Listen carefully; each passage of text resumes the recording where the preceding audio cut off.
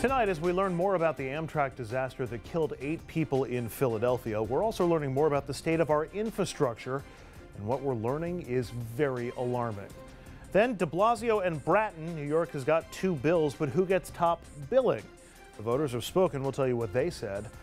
Also, the fire at Indian Point last weekend has now turned into a federal case. A local congresswoman calling for a federal investigation of the fire at the nuclear plant. We'll speak with somebody from the group Riverkeeper, the environmentalists opposed to IP, who say it is time to shut the place down. Good evening and welcome to RFL. I'm Andrew Whitman, in tonight for Richard French. And we begin tonight with the Amtrak disaster in Philadelphia. An 8th body has now been pulled from the wreckage of that New York-bound train that crashed Tuesday night. All 243 passengers who were on board have now been accounted for. The northbound train hit a curve doing more than 100 miles an hour in a 50-mile-an-hour zone. The engineer, Brian Bostian of Queens, says he doesn't remember anything about the crash. He suffered a concussion and needed 14 stitches in his head. The crash is renewing the national push for more infrastructure spending.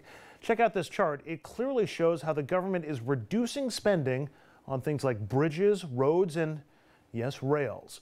In fact, just hours after the crash, a Republican-led House committee voted to cut spending on Amtrak. That's what you get for the timing, guys. Former Transportation Secretary Ray LaHood says this, in his mind, is short-sighted. Infrastructure creates economic development and economic opportunity. I simply think that Republicans are short-sighted, have a blind spot, and in countries where they've invested in rail, in China, in Japan, in Europe, they have a great transportation system. Now, soon after LaHood chimed in, Megyn Kelly had this to say on her Fox News show. It barely took 12 hours for some political leaders to start finding blame. Not enough Amtrak funding, they suggested. Not enough money for infrastructure. They blamed the stingy Republicans and stalled spending bills. She also mentioned that it was the conductor of the train who appeared to be at fault, and so can't politicize a tragedy like this. What Kelly didn't mention is that our infrastructure happens to be a mess. As we've reported on this show, a recent report by the American Society of Civil Engineers gives the nation's infrastructure a grade of D+. And check out some of the detail from the report card, also from the Society of Civil Engineers. Rails got a C. Okay, rails are the ones that just had the accident. Rails got a C on this recent report card, a C+, I should say. Everything else on this list got a worse grade than the rails. Our roads, aviation, our dams, schools all got grades of D. Our ports got a grade of C. With that in mind, let's bring in our panel tonight. Richard Brodsky is a former Democratic New York State Assemblyman. He is now a senior fellow at Demos and a professor at NYU. We are also joined by Republican strategist Bill O'Reilly. And Bill, as you can tell by the setup, you're kind of going to have to do some of the heavy lifting on this first. Can you explain why the Republicans in the House, especially on the day of the crash, would vote down this funding for Amtrak? Well, first of all, they voted it down before the crash occurred. And just a point of information, Megyn Kelly is right in the first part of her remarks in that infrastructure was not what caused this accident. It was human error. However, infrastructure in the country is a disaster, and that D+ is generous, I think. I mean, it's estimated that America needs to spend about $3.5 trillion on infrastructure, or should spend that in the before 2020. There are major infrastructure needs in the country, and I would argue that Republicans should be the ones driving that because infrastructure is an essential government function. There is an infrastructure component to this crash in Philadelphia, and this came out from the NTSB, who are investigating the crash. There is a system that would slow the train down, that wouldn't allow it to go so much faster than its speed limit. That's actually been mandated for use all across the Amtrak system. It just hasn't been put into place in this stretch of track yet. Okay. And it's supposed to be done by the end of this year, but it might not be. So had that infrastructure spending been there, this crash might not have happened, even though it was human error. Amtrak's been running for decades. Let's get right to it. Are you opposing or supporting the Republican efforts to cut Amtrak funding? I am supporting efforts to raise infrastructure spending. Does that include the Amtrak spending that they voted on? Including revenues. I don't know what Amtrak's needs are. I don't know what they are. I don't know what their budget is. Do they need? Should their funding be cut? That was what happened yesterday. I don't think a funding cut had anything to do with that accident. I think it was human error. But should funding be cut for Amtrak? I'm a lawyer. Answer the darn question. I'm under the lights. Should you went to the third degree around? Should Amtrak funding be cut I don't know. I don't know what Amtrak's needs are. I know that infrastructure spending Should needs to road be funding increased. be cut? No. Should- Roads can't afford it. Highways can't afford it. How are you gonna Dams pay can't for it? afford it. It's got to be partially through the gasoline tax has to go up, and you have to deal with the entitlement programs. You've got to stop inviting these Republicans who sound like Democrats to be the Republicans on the show. No, Wait a minute. I'm a conservative Republican, and I agree that infrastructure is an essential duty of government. Well, to have if a safe you're a conservative, then those other guys are reactionaries. And I think they're making a God mistake. bless the conservatives, because you're right. And the economic development portions of this are incredibly important. What has happened to the Republican Party is they've become the party of tax giveaways. You can't have both tax cuts of the magnitude they're talking about and infrastructure spending. And it's a triumph of ideology over common sense.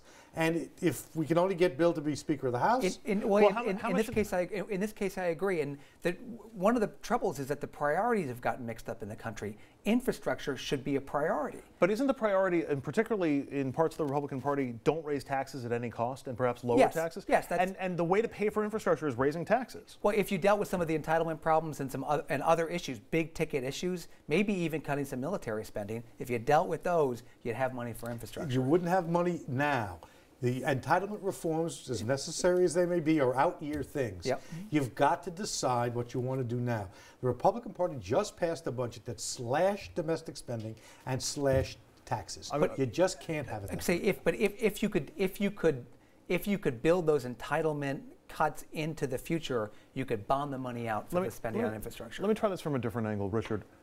Are Democrats really committed to greater infrastructure spending? Do they want more infrastructure spending, or is it more advantageous to the party to have the issue available for the 2016 election and for all these elections so you can hit guys like Bill over the head? Don't be too cynical. I'm sorry, there's the answer gambling is going on. take them both at face value.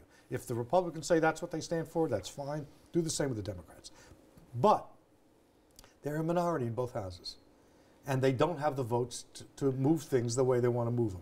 The president has to provide a certain degree of leadership here and in replenishing the highway fund and doing these other kind of things. But as long as the Republican Party is a captive of this austerity nonsense ideology, it ain't going But anywhere. there was an opportunity at the beginning of the Obama administration with the stimulus, which was supposed to be a big infrastructure package, and only about half of it was. The rest of it were tax cuts. So some of this is on Democrats. Democrats had the opportunity to make a big infrastructure push. The projects weren't shovel ready, and that was the problem. But this was when Democrats controlled the Senate and the House and the White House. You're making an equivalence between a party that wanted a lot and got half of it, and comparing that equally to a party that's slashing spending? I'm making the argument of a guy who wants train service that actually works without crashing. I'm okay with slashing budgets, but not slashing infrastructure budgets. Everyone's for slashing budgets in the abstract, and no one wants any particular program to cut. What are you for cutting to fund Amtrak? I would go right after the entitlements, where the expenses Cut Social Security, cut health care. I would do Social Security, I would do Medicare, and I would do military. God bless the middle class of this country if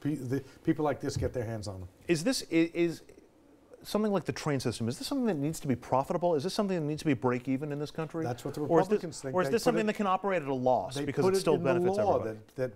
One of the problems Amtrak is having is it has two statutory requirements: to serve people and to make a profit. You can't do both.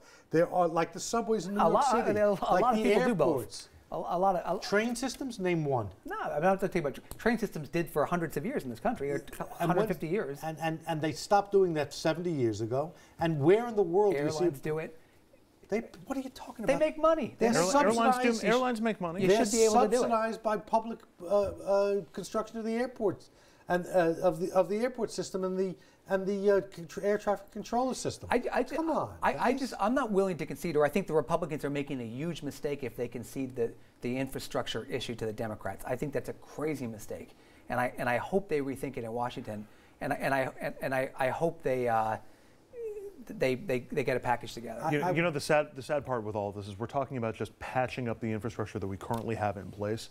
We're not even considering making the infrastructure investments for the future. We're talking about making the Acela work as opposed to getting like speed trains the way that they have in Japan and in Europe. When there was a plan and federal money to build another rail tunnel under the Hudson from Jersey to New York your boy Chris Christie took the money and used it for road maintenance in Jersey. Point of clarification, most decidedly not Bill O'Reilly's boy. Bill O'Reilly's Just most definitely not Next, Bill you're going O'Reilly's to tell me boy. this is not the Fox Bill O'Reilly. Please, that's not. This isn't the Fox Bill Have O'Reilly. you two met? I'm tolerant than around Fox. All right, we're going to take our first break. Up next, a double bill.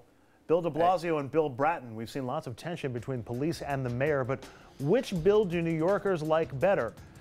Get your guesses ready at home. We've got actual answers from a new poll and a few surprises next.